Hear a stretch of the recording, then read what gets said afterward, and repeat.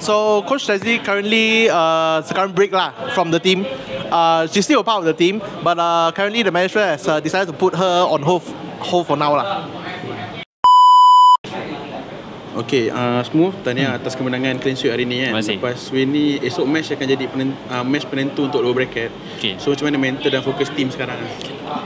Sekarang kita akan reset balik sebab kita orang baru lepas menang hari ni. So kita orang tak nak overhype ataupun pandang rendah dekat Team Ray besok. Mungkin kepercayaan satu sama lain. Bila kepercayaan satu sama lain, game kita orang senang berjalan dengan baik. Smooth ni random lah cuba Smooth prediction lah. Top 2 lah yang akan pergi ke M7 lah untuk season untuk tahun ni. Top 2 SRG, CG. Kenapa SRG, kenapa CG? SRG sebab dia memang gergasi kan. Kalau CG sebab dia tengah konsisten sekarang.